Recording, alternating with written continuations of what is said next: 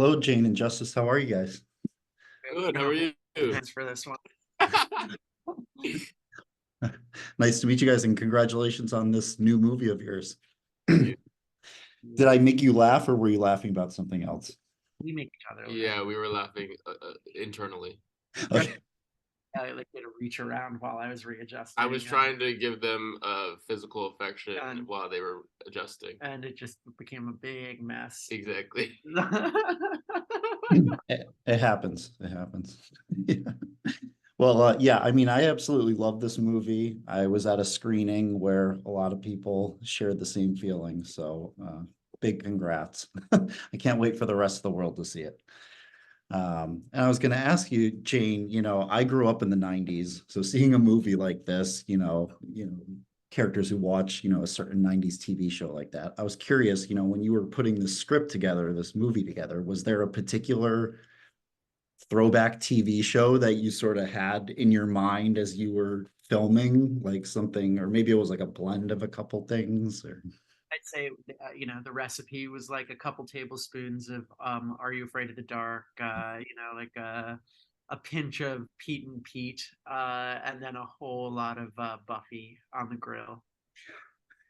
yeah, those are all shows that I watched, so that's awesome. Yeah, that's great. And Justice, your performance was wonderful. There were a lot of people tearing up, and I think a lot of people can relate to a character like that. I was curious, you're playing this character at different stages of his life. Was there a particular part of the movie that was perhaps most challenging for you to pull off, like a part of this character's life that, I don't know. Yeah, a lot of the tracking was difficult. I wouldn't say like that difficult, but like definitely something because we would shoot different ages within the same day. Oh, So um, a lot of grounding into the costume and the makeup and the hair, like depending on the age, really helped with like tracking where I was in the story. But what's awesome about this character's evolution or de-evolution, devolution, is that usually as characters age, they become more like like more self-assured.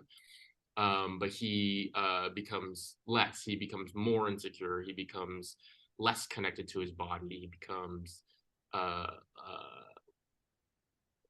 like a shell of himself, and so that was like really fun to do. Like how do I show as he's getting older that he's like even more uncomfortable in his skin because he's further away from who he actually is. Um, that was really fun. And the most fun age to play was the end, the like dying. That was epic. I find that so funny to watch back, or just like obviously it's devastating, but like it's just your physicality there is like so funny to me. Because I did it I started it with the TV when I did Yeah, the TV, yeah, and you were yeah. like, I love what you're doing there. I'm like, great, because Yeah. I'm gonna do it. Because I'm gonna do it throughout this whole sequence. So yeah, that was great. You know, Jane, your last movie, We're All Going to the World's Fair. There were a lot of fan theories, on Reddit, people talking about Casey. And I was curious, with this latest movie of yours, do you foresee something like that happening, internet swirling and people talking about what it all meant? Yeah, I think it's already started a bit, and Yeah. Yeah, go, yeah, of course. for it. Yeah, I think I like to make movies that when you leave the film is still with you to a certain degree, and I think I just gravitate towards that because I've never been drawn to work that sort of like takes you on a ride and then like lets you off the hook once the ride is over. I want to make things that make you think, that make you feel things, maybe even make you feel things that like you're uncomfortable with. mm-hmm. And then, the movie then becomes this like conversation that you're having with yourself in your brain and maybe with other people on the internet. And yeah, the movies are designed to sort of like stick to the bone a little bit in that way. So I love when people talk about it. There's like fan theories. There's no secret. There's no mystery that like do enough detective work, they'll finally crack the code of the movie.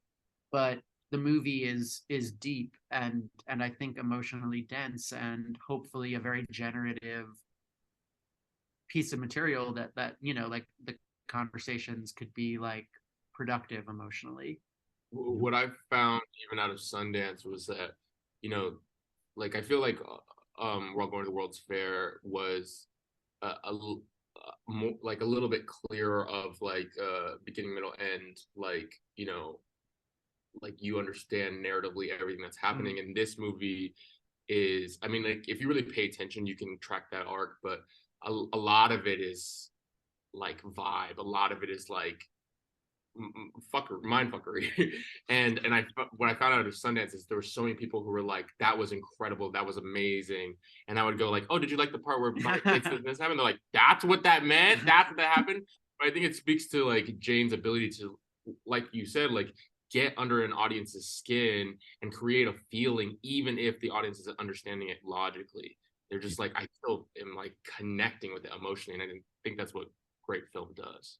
Oh yeah. Also, like I've rewatched favorite movies for the first time in 10 years and been like, oh, I didn't realize that movie was actually about X, Yeah. you know? And I think I want to make those kinds of movies that like, even if I revisit it in 10 years, you know, the way I'm seeing it is still sort of fruitful and generative.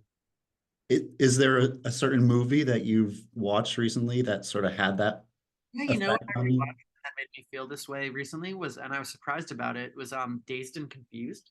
I haven't seen it. No, I loved Dazed. I loved it as a kid, and I loved it as this sort of like I think I always knew that there was like a melancholy vibe in Dazed and Confused, but it's also fun.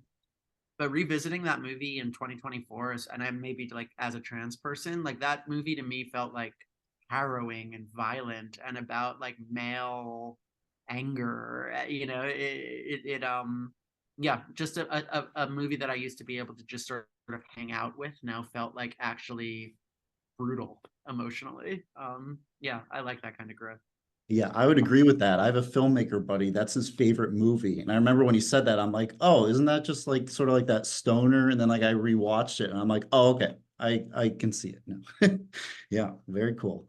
And you know, given you know the what type of movie this is, I saw the TV, the whole idea of like, you know, revisiting this sort of 90s TV show, this old franchise, and like turning it into, I don't know, there's just so many cool ideas. I was curious if there's like another like horror franchise or like horror property out there that you would be interested in like taking on and possibly transforming, like, I don't know, like something that you've had your eye on. You should do a Saw movie. You think I should do a I've been watching. Yes. It's such a fucking vibey Saw movie. Like, I've been watching the Saw movies for the first time with my friend. We're up to number 4. And I saw the newest one. They're great. The newest one is great because it's a return to like that original grimy, green, shaky the canvas. first 30 minutes is like a Lifetime movie. Yeah, exactly. I love that shit. Like John Kramer's heart grows like 3 sizes in his chest. I recently came up with an idea that I really like for a remake of I'm always thinking like, yeah, what's the movie? What's the property that I would actually have fun with? And I came up with a fun idea for a remake of They Live, the Cronenberg film. Oh yeah. All right, here's my pitch. It's I have to talk to you after this. Here's the pitch. It's in the remake, the glasses do the opposite thing. Oh, everyone in the world just is like, yeah, those are fucking aliens, they're controlling us. And then there are these glasses and it's like, oh my god, these ads are awesome. That's incredible. Jane, please let me be in that. Yeah. Please let me be in that. I think you're onto something there. That's a great movie. And then and you could call it They Die or something. Yeah, exactly. That's great. What about you, Justice? I mean, is there, I don't know, are you interested in doing more, you know, horror thriller type stuff in this vein? Horror, I'm a big fan of horror. I've always been a big fan of horror. Yeah. The Child's Play movies are amazing. What would I be a part of? No, that's a really good question. Like because I'm so interested in like new original horror, obviously. Like that's why I wanted to do this movie. Right. So, you know, but franchises that I'm a fan of, like, you know, Nightmare on Elm Street, Scream franchise is incredible. Saw franchises I love. I used to fall asleep when I was in high school. I used to fall asleep to like Human Centipede 2. Sicko. No, I was demented. But I had seen it so many times. I was like, oh, I I can't fall can't asleep. sleep. I can't sleep unless there's a human centipede on in the Yeah. background. That movie's so much gnarlier than the first I've one, actually too. never seen any of the human centipedes. They're disgusting. Yeah. I haven't seen the third one. Yeah. But no, it's just debased and vile. Yeah. It's not even like a narrative. It's just You're like, and so that's the one for me. yeah. I mean, I just love If you were in a human centipede, what would your position be? the first. You'd be the first. Yeah, yeah. That's the only good I one. can't like eat shit. Like that's horrible. Like I'd rather like yeah, it is the only good one. The humiliating position is the last one. No, Oh, the yeah. No, the last is worse because at least in the middle you're like, yeah, but someone else has got to do this too. At the end, you're just like, I feel like the middle because you can't really move around that much. yeah. You're eating it and you're like, there's someone attached to you. Oh, yeah. No room to I love breathe. a lot of like I think the reason why I love gore specifically is because I always see I'm like I think I just look at the practical effect of it. Like I really see you know like special effects makeup as like a like an art form, you know, and like you know even in like what's that fucked up movie with the art the clown or Oh yeah, Terrifier. like when they too. cut her in half from the oh god. Yikes, but like even that I'm like that's so it's like incredible like the way that these SFX artists like make this look so gnarly and even in our film like oh I know the body horror in our film is like it's fucking amazing. Yeah. But yeah, that was a long Very answer. cool. No, that's great. That's great. That and there are many other great parts of this movie too. So I like I said, I can't wait for everyone else to see it. And yeah, I mean that's all the time I have, but it was very nice to meet you both. And I hope we can do this on the next one. See you there. All right. Thanks again. Take care.